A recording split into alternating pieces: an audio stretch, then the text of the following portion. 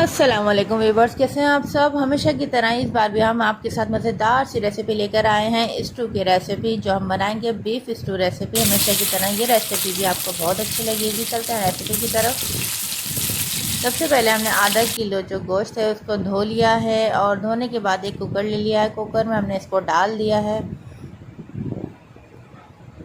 अब इसमें हम डाल देंगे ये 3 अदद प्याज और ये साबुत लाल मिर्चें काट के डाल दीजिए। अब इसमें हम डाल देते हैं 3 अदद बड़े साइज़ के टमाटर।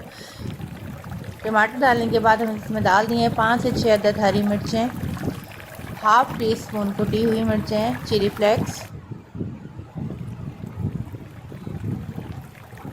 अब इसमें डाल देंगे हम पिसा हुआ धनिया हाफ़ टी स्पून, क्योंकि आधे मसाले इसमें डालेंगे, आधे मसाले हम भुनाई करते हुए इसमें ऐड करेंगे।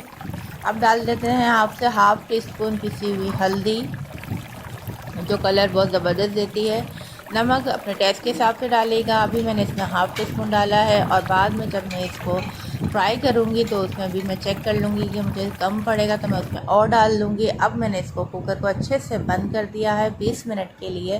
कुकर में 20 मिनट में आसानी से आपका मज़ेदार सा गोश्त गल चुका होता है। इसमें आपकी हर एक चीज़ गल चुकी है, बस इसको भूनने की देर है। अब हमने दूसरी तरफ ले लिया है ज़बरदस्त सा एक बर्तन में हमने डाल दिया है तकरीबन ऑयल। आप अपने हिसाब से कम ज़्यादा कर सकते हैं, क्योंकि गोश्त हमने थोड़ा चिकना लिया था, उसमें से भी ऑयल निकला है। इसलिए हमने इसमें आधी प्याली ऑयल डाला है। साबुत गरम मसाले डाल दिए, ज़ीरा डाल दिया है, 1 टीस्पून जो हमने चाय का चमचा सफ़ेद ज़ीरा डाल दिया है। और जो कुकर में मिक्सचर था स्टू का वो अब इसमें डाल देंगे। और इसमें अब हम दही ऐड करेंगे। दही हमने इसमें डाल दिया है आधी प्याली। अब इसको अच्छे से भून लें। नमक वगैरह आप अच्छे से चेक कर लीजिए। अगर आपको नमक या मिर्चें कम लगती हैं तो इसमें और आप ऐड। मज़ेदार सा स्टू हमारा रेडी हो चुका है। अब इसको हम अच्छे से भून लेंगे। हम इसको इतना भूनेंगे कि ऑयल ऊपर नज़र आने लगेगा। तो ये देख सकते हैं मज़ेदार सा स्टू रेडी हो चुका है। अब हम इसको डिश आउट कर देते हैं। आप इसको हरा धनिया अदरक वगैरह डाल के गार्निश कर सकते हैं। और अब इसको आप खाइए दोपहर में मतलब लंच में लीजिए या फिर डिनर पे लीजिए। ये मज़ेदार स्टू मैंने निकाल के आपको दिखा दिया है।